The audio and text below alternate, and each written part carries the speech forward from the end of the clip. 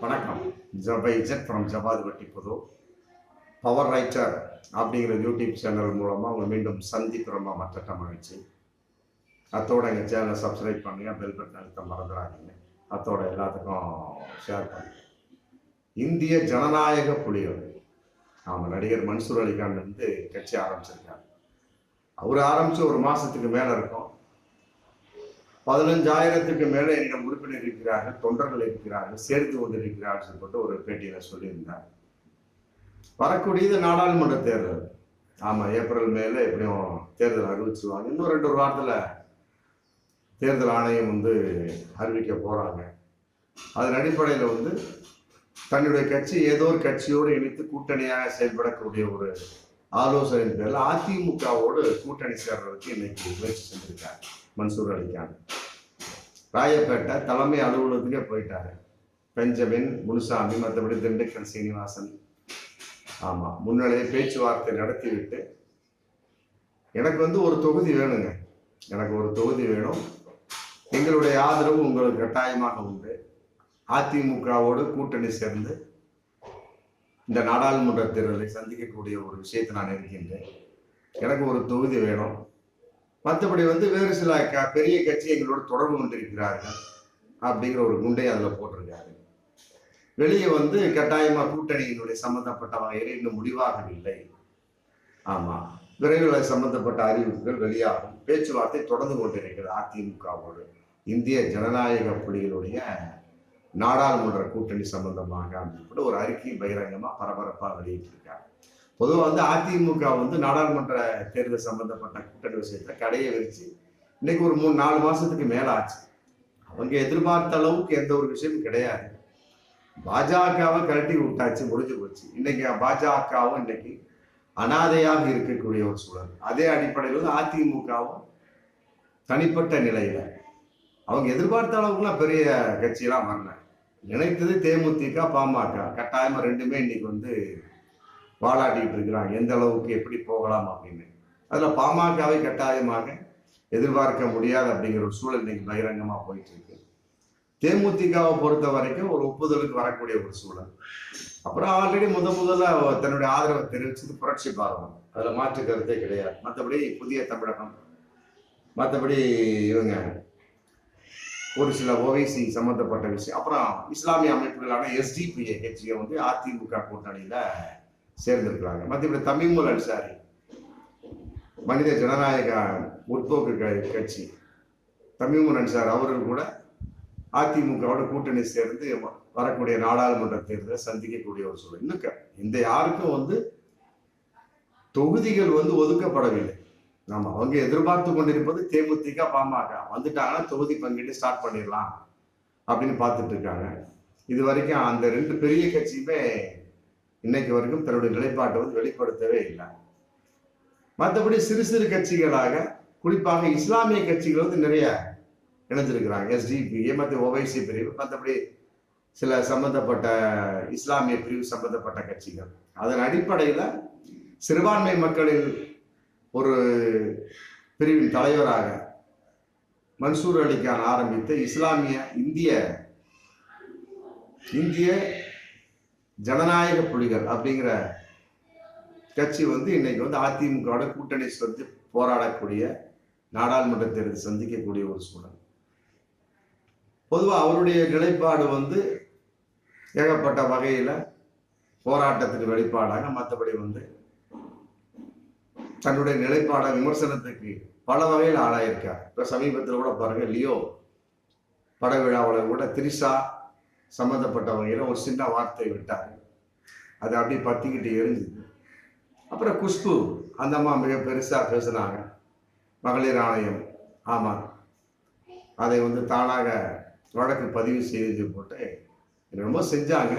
அப்புறம் இவரும் வந்து தன்னுடைய நிலைப்பாடா வந்து குறிப்பிட்டு சிரஞ்சீவி, திரிஷா மற்ற சோன்ஸ் ஒரு 3 பேர் மேல நான் வந்து மான நஷ்ட வழக்கு தொடர போயிருந்து வழக்கு தொடர்ந்தாங்க. அதுவும் ஒரு பக்கம் போயிட்டு இருக்கு. இது இல்லாம வந்து அதுக்கு சம்பந்தப்பட்ட வகையில 1 லட்சம் ரூபாய் அபராதம் விதித்த வகையில மீண்டும் வந்து கோர்ட்ல கேஸ் போட்டாரு. அந்த அபராதம் வந்து ரத்து செய்யப்படுகிறது அப்படிங்கிற மாதிரி இன்னைக்கு போயிட்டு இருக்கு. இதன் அடிப்படையில் வந்து அவருக்கென்று ஒரு பின்புலம் அப்படிங்கிறது நிறைய இருக்கு. நடிகர் மன்சூர் அலிகானை பொறுத்த வரைக்கும் அவர் ஒரு நடிகர் என்பதையெல்லாம் விட ஒரு சமூக போராளி, மற்றபடி வந்து ஒரு சமூக போராட்ட வீரர், அதையெல்லாம் விட ஒரு சமுதாயத்திற்காக பல விஷயங்களை தானாக முன்னின்று செய்யக்கூடிய ஒரு அற்புதமான ஒரு தோழர் அப்படின்னு சொல்லலாம். அதன் அடிப்படையில் வந்து இன்றைக்கு தான் ஆரம்பித்த இந்திய ஜனநாயக புலிகள் கட்சியோடு அதிமுகவோடு சேர்ந்து தான் நாடாளுமன்றத்தில் சந்திக்க தயார் செய்யப்பட்டு பப்ளிக்காகவே சொல்லிட்டார். அங்கே பேச்சுவார்த்தை இருந்த பெஞ்சமின் முனுசாமி, மற்றபடி திண்டுக்கல் சீனிவாஸ் சொல்லிட்டு எனக்கு ஒரு தொகுதி வேணும் அப்படின்னு கேட்டிருக்கேன். அதிமுக கூட்டணியும் நாங்கள் சேர்ந்து இணைந்து போராட தயார், நாடாளுமன்றத்தில் சந்திக்க தயார், எனக்கு ஒரு தொகுதி வேணும்.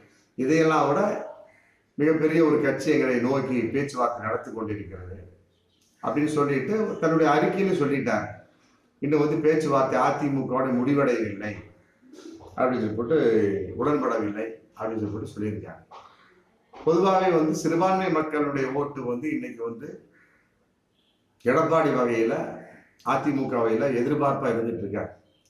18% ஓட்டு போதும், அதை வச்சு நான் வந்து நாடாளுமன்ற தேர்தலை சந்தித்து விடுவேன், தமிழகத்தில் மிகப்பெரிய வெற்றி அடைய முடியும் அப்படின்னு மிகப்பெரிய ஒரு விஷயத்துல இன்னைக்கு எடப்பாடி நம்பிக்கையா இருந்துட்டு இருக்கிறார். அதனாலதான் வந்து பாஜகவை கூட்டணியிலிருந்து விலக்கிய ஒரு சூழல். இப்படி இருக்கக்கூடிய ஒரு சூழல்ல பின்னால் ஜெயித்த பிறகு தன்னுடைய நிலைப்பாட்டை மாற்றிக்கொள்ள மாட்டார் அப்படிங்கிற ஒரு பகிரங்கமான எதிர்பார்ப்பு போயிட்டு பலவிதமா நிருபர்கள் பலவிதமா பல கேள்வி கேட்டாச்சு. திமுகவோட மறைமுகமான, இது அதிமுகவோட மறைமுகமான ஒரு கூட்டணியாக இருந்து கொண்டிருக்கிறீர்கள் அப்படின்னு இந்த இன்னைக்கு கூட மு க ஸ்டாலின் பேசியிருக்கிறார். அதிமுக பாஜக கள்ள கூட்டணி, கள்ள உறவில் இருந்து கொண்டிருக்கிறது அப்படின்னு பகிரங்கமாவே பேசியிருக்கார் மு க ஸ்டாலின் முதல்வர். இப்படியெல்லாம் ஒரு சூழல் போயிட்டு இருக்கு. ஆனா வந்து பலவிதமா நிருபர்கள் கேட்டதுக்கு கூட்டணி இல்லை இல்லை இல்லை இல்லவே இல்லைன்னு சொல்லி போட்டு கற்பூரத்தை அடித்து சத்தியம் செய்வாங்க பாருங்க. அந்த மாதிரி மிகப்பெரிய ஒரு வார்த்தையெல்லாம் பகிரங்கமா சொல்லி கட்டாயமா பாஜகவோடு நாங்கள் கூட்டணி இல்லை அப்படிங்கிறத வெளிப்படையா சொல்லியிருக்காரு. ஒருவேளை அதன் அடிப்படையில தான் வந்து இந்திய ஜனநாயக புலிகள் அதிமுகவோட கூட்டணி சேர துடிக்கிறது அப்படிங்கிறத நம்ம பார்க்கக்கூடிய விஷயம். ஏன்னா வந்து அவரு மன்சூர் அலிகான் ஒரு இஸ்லாமியர், சிறுபான்மை பிரிவை சேர்ந்தவர். அவர் பல விதமா யோசிப்பார் இல்லையா. எஸ்டிபிஐ வந்து தன்னுடைய கூட்டணியை வந்து சொல்றதுக்கு அவரை வைத்து, எடப்பாடியை வைத்து மதுரையில வந்து ஒரு மிகப்பெரிய ஒரு மாநாடு நடத்துறதுக்கு மிக பகிரங்கமான எதிர்ப்புகள்லாம் வந்தது இஸ்லாமிய மக்கள் மூலமா. பாஜகவிடம் அதிமுக மறைமுகமாக கூட்டணி இருந்து கொண்டிருக்கிறார்கள் அப்படிங்கிறது பட்ட வர்த்தனமா தெரிஞ்சதுன்னு கூட நீங்க எதுக்காக வந்து சிறுபான்மை மக்கள் சம்பந்தப்பட்ட வகையில நீங்க எப்படி எடப்பாடியோடு சேர்ந்து ஒரு மாநாடை நடத்தலாம்? ஏன்னா சிஏஏ அப்படிங்கிற ஆரம்பிச்சிருக்காங்க பாருங்க. பாஜக இந்திய குடியுரிமை திருத்த சட்டம், அதுக்கு வந்து அமுல்படுத்துறதுக்கு மெயின் காரணமே அதிமுக எம்எல்ஏக்கள் தான்.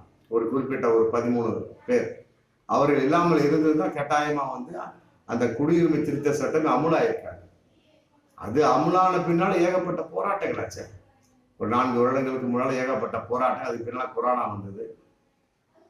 அப்புறம் மிகப்பெரிய ஒரு போராட்டத்தின் வெளிப்பா, சூழ்ச்சியின் வெளிப்பாடா அது அப்படியே அந்த இந்திய குடியுரிமை சிஏ ஒரு ஓரமாக முளைக்க வைக்கப்பட்டது. பிறகு நாங்கள் திருத்தம் செய்து கொண்டு வருவோம் சொல்லி போட்டு இன்னைக்கு கொண்டு வந்திருக்கிறாங்க பாஜக அரசு. அதையெல்லாம் வந்து பார்க்கக்கூடிய சமயத்துல அன்னைக்கு வந்து எதிர்ப்பு தெரிவிச்சாங்க இந்திய முழுவதும் இஸ்லாமிய மக்கள். இதற்கு காரணம் வந்து அதிமுக தான் அப்படின்னு. அப்படி இருக்கக்கூடிய சமயத்துல எஸ்டிபிஐ நீங்க வந்து எவ்வாறு வந்து அவர்களோட கூட்டணி வைக்க முடியும் அப்படின்னு இஸ்லாமிய மக்களே வந்து எஸ்டிபிஐக்கு மிக பெரிய எதிர்ப்புகளை தெரிவிச்சாங்க. இன்னைக்கு பழையபடி மீண்டும் சொல்லிட்டார் எடப்பாடி, நாங்கள் பாஜகவோட கூட்டணி இல்லை. அன்னைக்கு வந்து ஒரு சூழலின் வெளிப்பாடு, நாங்கள் எப்படி கட்சியை நடத்துறோம், எப்படியாவது கட்சியை நடத்தி கொண்டு வந்துடுறோம் அப்படிங்கிறதுக்காக அவங்க என்ன சொன்னாலும் அதுக்கெல்லாம் தலையாட்டிக்கிட்டே போயிட்டு இருந்தோம். ஆனா இன்றைய நிலைப்பாடு அப்படி இல்லை அப்படின்னு பகிரங்கமா சொன்னாலும் கூட நம்ப முடியாத ஒரு சூழல் இன்னைக்கு இஸ்லாமிய மக்கள் குறிப்பாக சிறுபான்மை மக்கள் இருந்து கொண்டிருக்கிறார் அப்படின்னா பகிரங்கமான உண்மை. இந்த நேரத்துல இந்திய ஜனநாயக புலிகள் மன்சூர் அலிகானோட கட்சி வந்து அதிமுகவோடு கூட்டணி சேர்ந்து நாடாளுமன்ற தேர்தலை சந்திக்க போகலாம் அப்படிங்கிற ஒரு எதிர்பார்ப்பு ரொம்ப கூர்ந்து கவனிக்கப்பட வேண்டிய ஒரு சூழல் தான். ஏன்னா சிறுபான்மை பிரிவு அவர் சொல்லிட்டாரு, இருந்தாலுமே கூட பலவிதமான ஒரு ஒப்பந்தங்கள் அடிப்படையில் தான் வந்து இந்திய ஜனநாயக புலிகள் அதிமுகவோடு கூட்டணி சேர வேண்டும் என்பதை மக்கள் எதிர்பார்த்துக் கொண்டிருக்கிறார்கள்.